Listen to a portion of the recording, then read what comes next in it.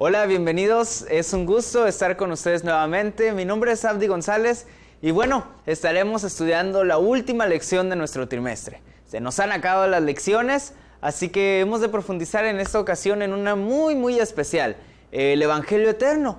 ¿Qué es el Evangelio Eterno? Bueno, estudiaremos en esta ocasión lo que es y cómo nosotros podemos llevarlo a otras personas que no lo conocen. Así que yo los invito a que oremos en nuestros hogares, pidamos la dirección del Espíritu Santo para ser guiados en el estudio de esta ocasión. Bienvenidos a la Escuela Sabática Universitaria y estemos listos y dispuestos para estudiarla con todo el gozo y el ánimo que se merece. Bienvenidos.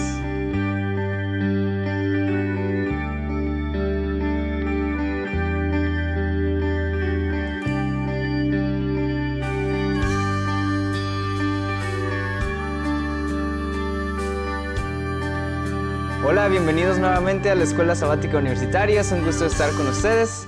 Y bueno, hemos llegado a la última lección de nuestro trimestre. Y en esta ocasión nos acompañan unos amigos bien especiales. Chicos, bienvenidos. Es un gusto que nos acompañen. Pues vamos a presentarnos para que los conozcan un poquito más y vamos a empezar por las damas. Muy bien, mi nombre es Génesis Granados Ayala, estudio la licenciatura en la enseñanza de lengua y literaturas españolas y vengo del bellísimo estado de Veracruz. Okay. Mi nombre es Roberto González, estudio la licenciatura en Teología y vengo del bellísimo estado de Baja California. Mi nombre es Andrés Ortega, estudio la licenciatura en Teología y mi estado es bello también, el Estado de México. Ay, ahora todos los estados son bellos, ¿verdad? Yo soy de mi Nuevo León, querido, así México. que... Bueno, vamos a estudiar la lección, vamos a comenzar un tema muy interesante. Vamos antes de iniciar, ¿les parece si oramos? ¿Qué les parece si oramos? Yo voy a pedir a Andrés que nos dirija en oración. Perfecto, vamos a orar. Padre nuestro que estás en el cielo, santificado sea tu nombre, Señor. Queremos que el Espíritu Santo dirija este estudio de escuela sabática y queremos tu compañía con cada uno de nosotros. Quédate con nosotros, lo pedimos en tu nombre. Amén. Amén. Bien, pues vamos a iniciar la última lección, lección número 13. Génesis, ¿puedes darle lectura al versículo para memorizar? Por supuesto que sí. Dice así: Jehová se manifestó a mí hace ya mucho tiempo, diciendo, con amor eterno te he amado, por tanto te prolongué mi misericordia. Wow, un texto maravilloso, sí, de esos que te motivan, ¿no?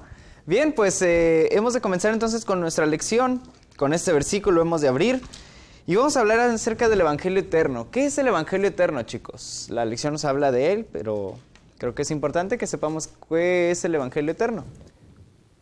Claro que sí, creo que uno de los textos que nos define o que nos llega a definir qué es el Evangelio Eterno es Apocalipsis 14:6. Los invito a buscarlo, Apocalipsis 14:6, un mensaje muy conocido. El anuncio del primer ángel dice de la siguiente manera: Entonces vi a otro ángel que volaba por el cielo con el Evangelio Eterno para predicarlo a todos los que habitan en la tierra, a toda nación, tribu, lengua y pueblo. Un mensaje muy interesante entonces, ¿no? Un mensaje especial el de este ángel. Un mensaje que debemos llevar a todos lados. ¿Cuál es este mensaje? ¿Cuál es la profundidad de este mensaje? El mensaje que como cristianos nosotros siempre es algo firme, ¿no? Que es el mensaje de la salvación, pero la salvación por la fe. Muy bien, la salvación es algo que nosotros debemos manifestar y llevarle a todas las personas. Pero mencionaste algo muy interesante. La salvación por la fe. La salvación por la fe es un tema muy controversial para algunas personas. Muchos creen que la salvación por obras debe ser el camino, pero nosotros al estudiar esta lección, pues creo que vamos a profundizarnos un poco más en este tema acerca de ella. ¿Por qué la salvación por la fe? ¿Por qué tiene que ser algo en conjunto la salvación y la fe? Pues bueno, a Dios no lo podemos ver, sin embargo, creemos en Él. La salvación muchas veces está la contrariedad de que si es por obras, que si es ¿por qué es? ¿Por qué la salvación? Bueno, si nosotros creemos que Dios vino a morir y aceptamos esa salvación, que tal vez no podamos tener algo tangible, pero la aceptamos por fe, que es aquello que no podemos ver, yo creo que eso es lo verdaderamente importante, ¿no? Realmente nosotros creer en aquello que tal vez no podemos ver, pero que tenemos la esperanza, la certeza de que en algún momento se nos va a manifestar. Sería bueno que regresáramos un poquito los conceptos. A lo largo de prácticamente todo el trimestre estuvimos viendo esta especie de conceptos, pero hay que aterrizar qué es la salvación realmente. En términos tangibles, ¿qué es la salvación? Mira, como yo lo veo, Andrés, en el mundo existen solamente dos posturas. Número uno, tengo que hacer algo para obtener la salvación. O número dos, no hay nada que yo pueda hacer para obtener la salvación. La postura número uno tiene mucho sentido, porque el que algo quiere, algo le cuesta. Es lógica. Es lógica que si yo quiero obtener salvación, yo quiero salvarme, yo quiero redimirme, algo me tiene que costar.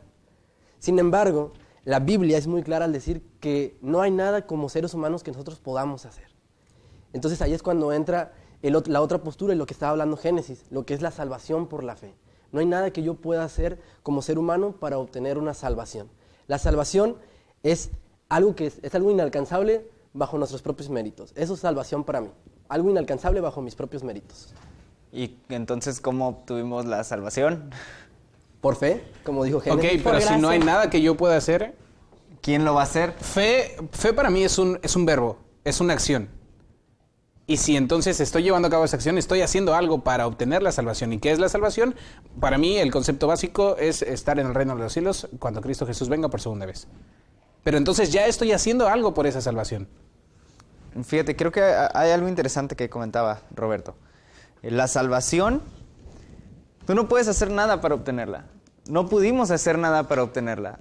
De ese modo, pues Adán y Eva hubieran sido salvos nada más así porque sí, ¿no? Sin embargo, hubo un factor en la historia que hizo que nosotros tuviéramos acceso a esa salvación. Porque nosotros, una vez que el pecado entró en el mundo, pues caímos, ¿no? Ya nos amolamos. Pero entonces, ¿cuál fue ese factor? Ese evento, ese suceso en la historia que hizo que nosotros tuviéramos acceso a esa salvación. Mira, tú mencionaste ahorita, perdóname. Ok, adelante. Tú mencionaste algo ahorita que dijiste, ¿quién va a hacer algo por mí? Yo creo que la pregunta es no quién va a hacer algo por mí, ¿Quién ya sino lo hizo? quién ya hizo algo por mí. Ah, ok. Tú dices que hubo un momento específico de la historia. Y es cierto, hubo un momento específico de la historia en la cual nosotros pudimos tener ese acceso a la salvación. Porque antes de eso no había ningún método, ningún medio. La lección nos habla acerca de un poco acerca de la cultura judía, un poco acerca de la cultura de Israel. La cultura de Israel era de ofrecer sacrificios para así obtener el perdón de sus pecados. Sin embargo, al nosotros estudiar la palabra y darnos cuenta, nos damos cuenta que esos sacrificios eran meros simbolismos de algo que iba a ocurrir, de algo que iba a llegar en un momento muy específico y algo muy especial. Entonces, es ahí donde yo regreso a lo que yo decía. No hay nada que yo pueda hacer por mí para yo obtener la salvación. Pero es algo que también nos requirió Dios a lo largo de la historia de Israel. No fue algo que ellos adoptaron de algunas otras culturas, fue algo que Dios les pidió específicamente. Tenían que llevar un cordero por la mañana, uno por la tarde y uno al año. Entonces era algo requerido, que ciertamente era un mero simbolismo de lo que vendría después, que me encanta un término que es la intervención de Dios para con nosotros y cambiar nuestro estado de pecado a un estado de justificación. Ok, vamos a aclarar este tema y lo vamos a hacer con un versículo que todos conocemos y que todos deberían conocer, y es Juan 3:16.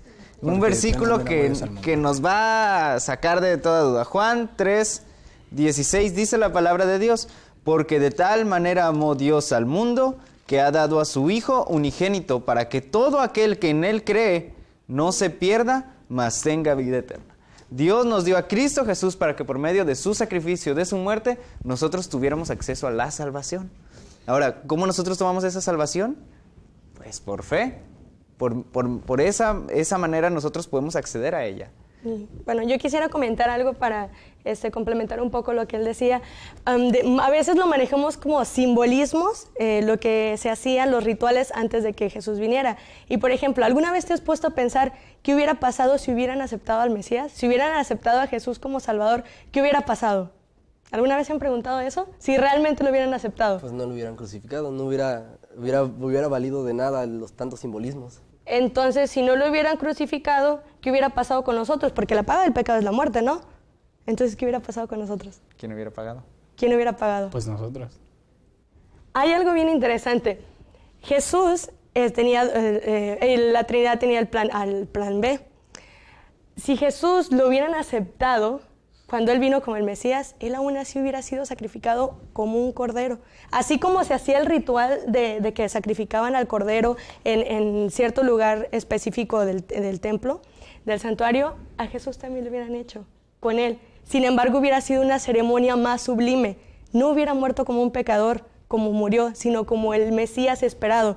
Sin embargo, ¿qué es lo que nosotros no nos hemos puesto? No, a veces no lo analizamos de esa manera y no lo vemos. Él hubiera estado dispuesto a ir a morir, o sea, de alguna u otra manera Él estaba dispuesto a morir. Y es algo que a mí me impresiona y me impacta bastante porque es demostrar ese amor. Muchas veces decimos, porque de tal manera amó Dios, y lo decimos porque es un versículo que no sabemos de memoria y lo repetimos y nos encanta, pero no vamos a veces a la exactamente. De alguna u otra forma, Jesús iba a morir por ti, para salvarte, porque su amor es grande. Y ahí está, decimos fe, ¿verdad? Pero esa fe está allí muy clara y manifestada en el plan de salvación que Él tenía por cada uno de nosotros. Ahora, sí es necesario hacer algo nosotros. ¿Y qué es eso? Aceptar ese amor, esa salvación que Él hizo por ti, y entonces ya va a venir por consecuencia a ese amor lo que son las obras, más que nada guardar su ley. Hay otro punto, ya desglosándolo como lo estamos haciendo, que me gusta, y es el concepto del nuevo nacimiento, que es, creo yo, un punto base para poder ejercer la fe. Es un punto base. Decías que Jesús tenía la disposición de venir a morir por nosotros, y creo que esa misma disposición que Jesús tuvo es la misma disposición que tenemos, que deberíamos tener nosotros para poder aceptar el sacrificio que hizo Cristo, y después de poder aceptar, ejercer la fe en que lo que realizó Jesús fue un acto que creo que nadie podría hacer. Podríamos nosotros hacerlo al morir al yo, porque decías tú respecto a nosotros hacer ese sacrificio. Él murió por nosotros. Nosotros es morir al yo, morir a nuestra vida pecaminosa, y luego viene el nuevo nacimiento de cada uno de nosotros. Vamos a ir a un versículo, Hebreos 4:2. Voy a invitarles a que abran sus Biblias. En Hebreos 4:2. Resulta que estas cosas ya habían sido dadas a alguien en la antigüedad. Hebreos 4:2 dice, porque también a nosotros se nos ha anunciado la buena nueva como a ellos, pero no les aprovechó el oír la palabra, por no ir acompañada de fe en los que la oyeron. Este versículo nos hace entender que a las personas en el Antiguo Testamento, ellos ya conocían esto, ellos ya sabían lo que iba a acontecer. O sea, este evangelio se les fue dado, ellos ya lo sabían. Sin embargo, dice la palabra de Dios que no les fue provechoso para ellos, no lo escucharon. ¿Por qué? Porque no iba acompañado de fe. ¿Qué era lo que sucedía? ¿Por qué estas personas no encontraron el camino? Bueno, porque estas personas se centraban en que guardar la ley iba a ser todo para ellos, que guardar la ley iba a ser el punto central de su salvación, ¿no? Ellos decían, bueno, si yo guardo la ley y hago todos los estatutos, guardo todo va a estar bien. Entonces voy a hacer eso para de esta manera obtener la salvación. Pero nosotros sabemos que la cosa no va por ahí. Así que vamos a ir a una pequeña pausa y vamos entonces a lanzar una pregunta para la gente que está en casa, para el público que nos está observando. Y quiero que se queden con esta pregunta. ¿Cómo nosotros, personas que creemos en la importancia de guardar la ley, podemos protegernos del error de guardarla y que esto es lo que nos justifica? O sea, que nosotros digamos, voy a guardar la ley porque esto me va a dar la salvación. ¿Cómo nosotros podemos evitar caer en ese error? Así que bueno, nos quedamos con esta pregunta y volvemos en unos instantes.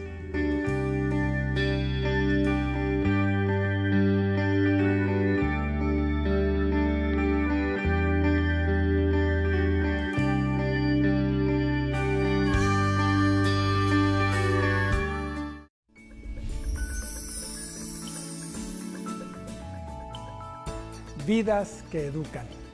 Es un programa de inspiración, porque todos nosotros pasamos por diferentes momentos y muchas veces son momentos de crisis. pero al compartir unos con otros nos animamos en nuestra experiencia de relación con Dios para ser también vidas que educan.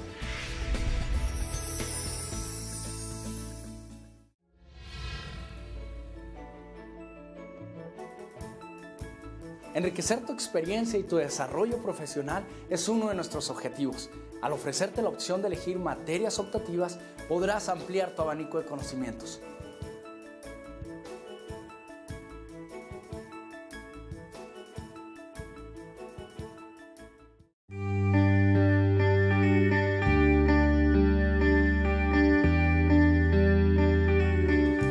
Bien, hemos regresado, hemos comentado algunas cosas respecto a esta lección y nos hemos quedado en una pregunta muy interesante. ¿Cómo podemos nosotros cuidarnos, muchachos, cómo podemos cuidarnos de no caer en el error de guardar la ley esperando que esto nos justifique o que esto nos dé salvación? Entonces, no sé qué opinan ustedes respecto al tema. ¿Cómo podemos hacer nosotros para no caer en eso? Bueno, yo quiero comenzar a comentar acerca de eso. Yo creo que la esencia de la salvación nunca debe de perderse de vista, ¿no? La muerte de Cristo en la cruz del Calvario es el método instituido por Dios desde el principio, desde el Génesis, como la única forma que nosotros vamos a obtener salvación. Cuando nosotros no perdemos de vista la muerte de Cristo, no importa si tú dices, tengo que guardar la ley, porque al final de cuentas obedecer la ley es el resultado de una vida transformada. Y la transformación es por medio de Cristo.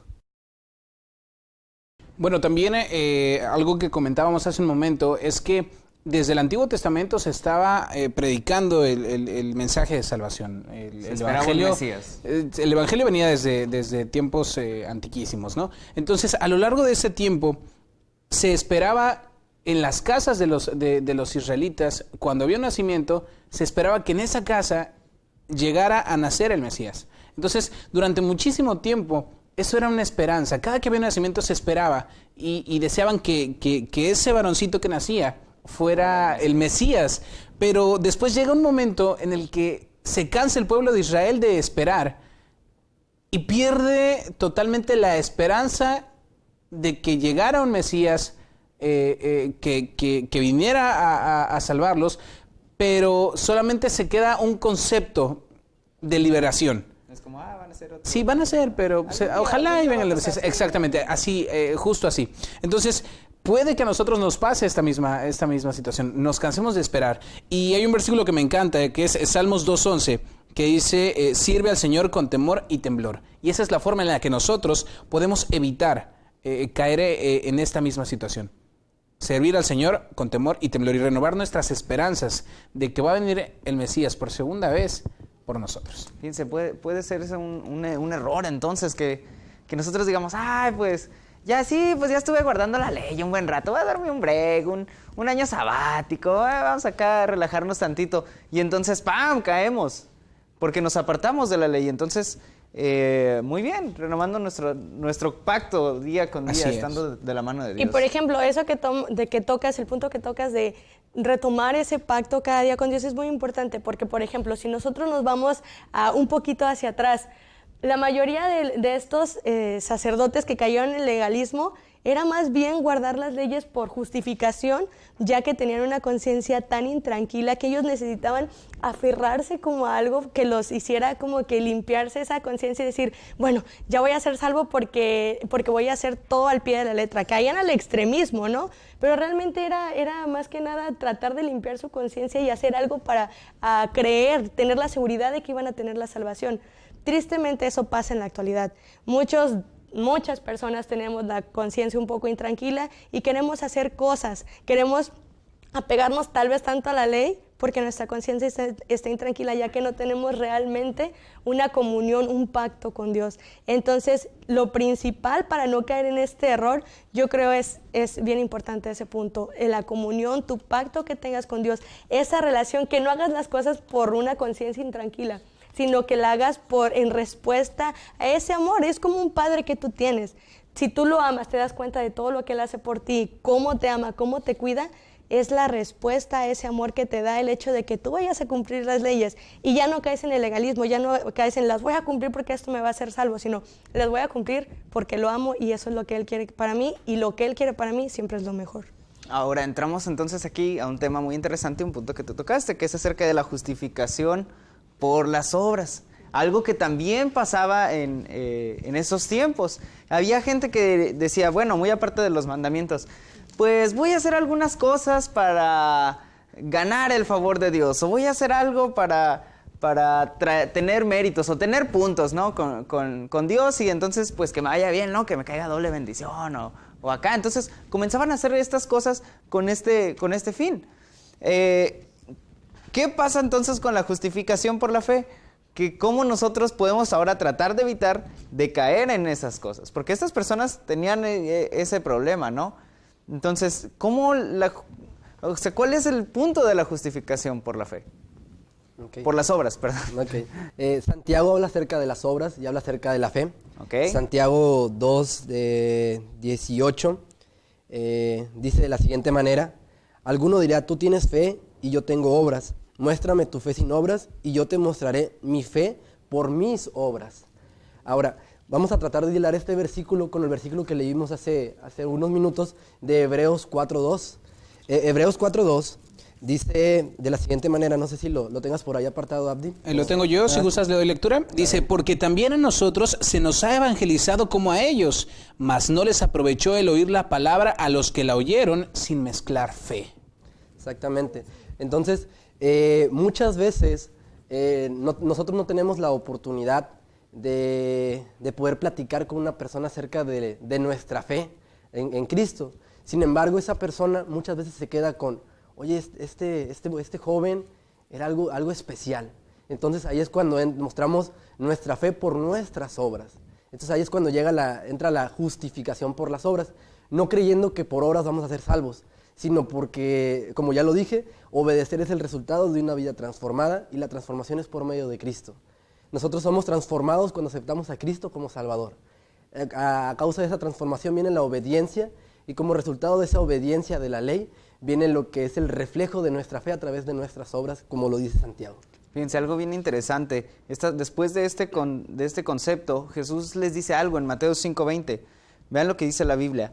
Porque os digo que si vuestra justicia no fuere mayor que la de los escribas y fariseos, no entraréis en el reino de los cielos. O sea, Jesús les estaba diciendo, miren, ustedes necesitan algo que no tienen. Ustedes necesitan hacer algo mejor que lo que estas personas hacen. Sus obras no son lo suficientemente buenas. ¿Por qué? Porque no lo hacían como los fariseos o como los escribas, ¿no? Con la intención simplemente de ganar algo. Hay algo muy interesante, una historia que a mí me encanta, la del hijo pródigo. Se encuentra en Lucas capítulo 15, versículo 11. Nos habla entonces de un hombre que tenía 2 hijos. Y el menor le dice, padre, en el versículo 12, dame la parte de los bienes que me corresponde. Y el padre le repartió los bienes. Entonces, ¿qué pasó con este muchacho? Pues este muchacho fue, se gastó todo lo que tenía. Y entonces cuando se le gastó, ya no tenía ni qué comer, vuelve a la casa. Entonces el padre lo recibe y lo restaura dentro de su familia y entonces vuelve a integrarse a su familia, ¿no? ¿Qué nos quiere decir con eso esta parábola? ¿Qué nos muestra esta parábola? Yo creo que hay muchos puntos importantes en esta parábola, que es una parábola preciosa. Uno de tantos es, ¿qué pasó? ¿En qué momento fue que él decidió regresar? ¿En qué momento el hijo pródigo? Cuando más mal estaba. Cuando ya se Cuando hundió, estaba en el fondo, ¿no? Fondo. Cuando comía con los Sí. puercos, dice la escritura. Comía con los puercos, imagínate, ¿no? Pero yo creo que es eso, pero también ya algo se estaba moviendo en su corazón, un arrepentimiento, ¿no? Me arrepiento de lo que hice, me estoy arrepintiendo y entonces es ahora cuando yo empiezo a extrañar ese amor, ese cuidado que tenía mi padre hacia mí, ¿no? Hay una frase que me gusta mucho que dice que no podemos navegar o naufragar por las aguas turbias y sucias cuando estuviste en los mares cristalinos. Eso fue lo que le pasó a él y yo creo que es lo que nos pasa a nosotros. Cuando estamos allá afuera nos damos cuenta de la necesidad y qué bueno que nos demos cuenta de la necesidad de Dios y entonces volvemos. Es allí cuando Dios, así como el Padre, tiene compasión por nosotros y a partir de esto nos viste con su perdón y también nos sana con su misericordia. A mí me encanta la parte del versículo 21 y 22, cuando regresa el hijo y le dice, Padre, he pecado contra el cielo y contra ti, ya no soy digno de ser llamado tu hijo. Ese arrepentimiento genuino que tiene, no solo un arrepentimiento, sino genuino que tiene el hijo, y la actitud del padre, mas el padre dijo a sus siervos, sacad el principal vestido y vestirle, y poned un anillo en su mano y zapatos en sus pies. El hijo había cambiado, le había dicho, acéptame de nuevo y voy a trabajar para ti. ¿Qué le dijo el padre? No necesitas trabajar, yo te acepto tal y como eres, siempre y cuando continúes con esto que te estoy ofreciendo.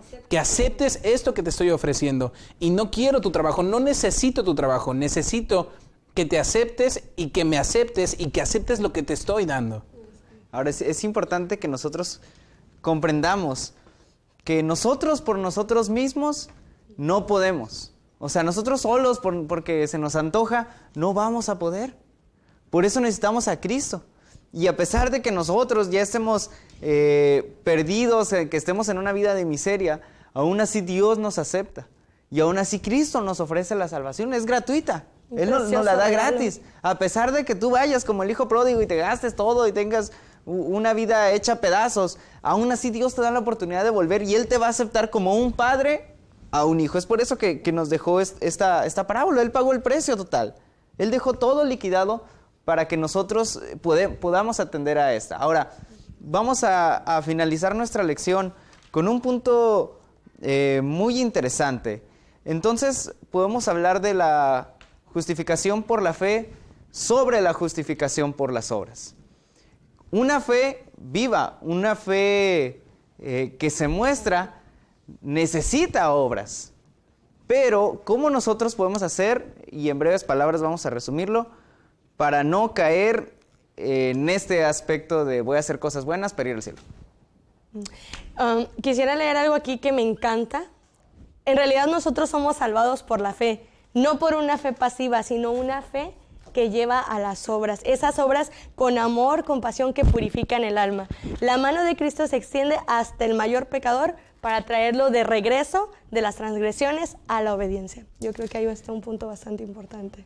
Bueno, pues hemos llegado al final de esta lección y queremos agradecerles a todos por acompañarlos y queremos invitarlos a que prediquemos este evangelio eterno que Dios nos ha dejado, que es la salvación para todos, para todas las personas. Así que compartámosla con nuestros seres amados, con nuestros seres queridos y esperamos que sea de gran bendición para ustedes. Gracias por acompañarnos y visítenos en escuelasabaticauniversitaria.org. Dios les bendiga.